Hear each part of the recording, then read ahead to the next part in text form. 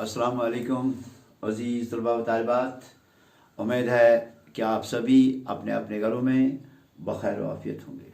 प्यारे बच्चों, हमने नज़म खाके वतन को अच्छी तरह से पढ़ा, हिस्से अव्वल में और हिस्से दोम में।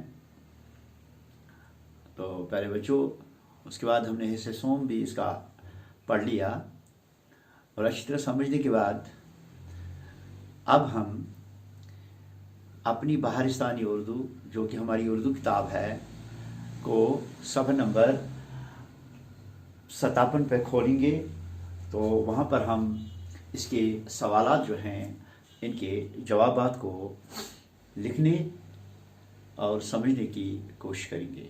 तो प्यारे बच्चों, आपकी सहूलियत के लिए मैंने ये सवालात जो हैं और इनके जवाबात जो हैं यहाँ पर वाइट बोर्ड पर भी दर्ज किए हैं। तो प्यारे बच्चों, इसका पहला सवाल जो है वो है ये फरहंग।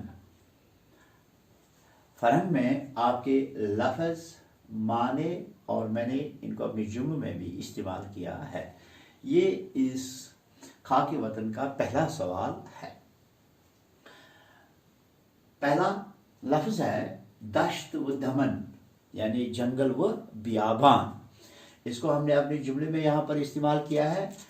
शायर नज़म खाके वतन में अल्लाह से दश्त व दमन की सलामती की दुआ करता है। उसके बाद दूसरा है इसका सुर्खरो, यानी कामयाब। इसका माने क्या है? कामयाब। तो शायर सीकरी के महलों की सुर्खरो की रहने की दुआ भी करता है।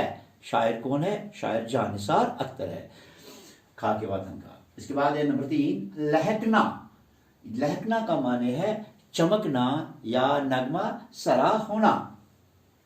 शायर अपने वतन के सरसब्ज मैदानों में दहन की फसल को लहकने की दुआ भी अल्लाह से करता है।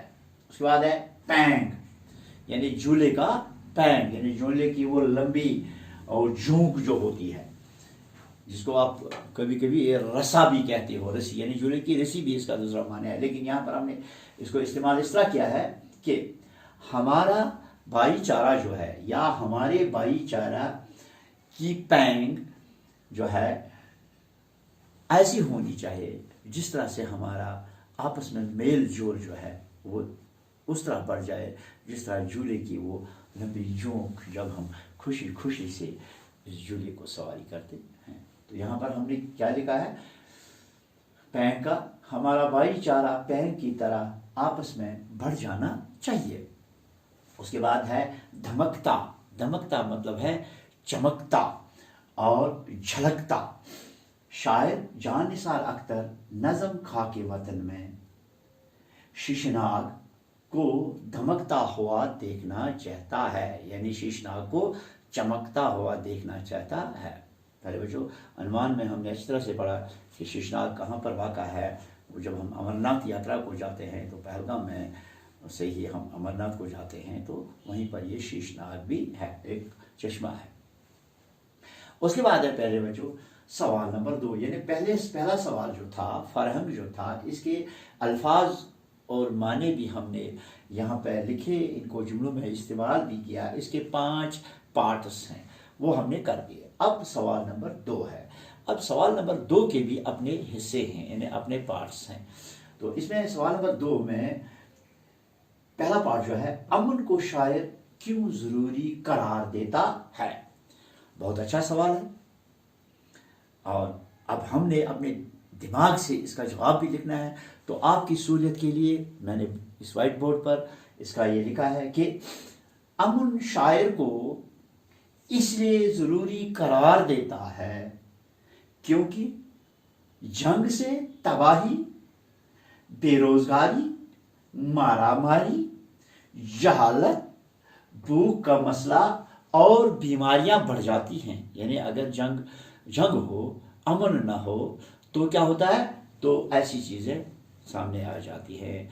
भूख भूख का मसला होता है, जहलत का मसला होता है, लड़ाइयाँ होती हैं, लोग मर जाते हैं, जो महल हैं वो वैरान हो जाते हैं, आधे लोगों के लिए गर्दनें कट जाती हैं, बहुत सारी परेशानियाँ हो जाती है जंग। लेकिन अब अमन के बारे में शायर यहाँ पर क्या कह रहे हैं, इसके बरक्स अमन एक बरकत है, और अमन में ही कौमों ने तरक्की के उलूम फ़नून का मुताला किया। तरक्की के उलूम की जमा, फ़नून फ़न की जगह, यानी जो फ़न हमारे लोगों ने सीखे हैं, जैसे मुसव्वरी का काम किया है, जैसे सन तराशी का काम किया है, या जैसे ताजमहल को कैसे बनाया गया है, ये उलूम फ़नून का मुताला किया। अमन की वजह से ही ताजमहल, लाल किला, अजंता एल्वार के गार यानी गुफाएं जो महाराष्ट्र में हैं, अमन के ज़माने की बरकत हैं।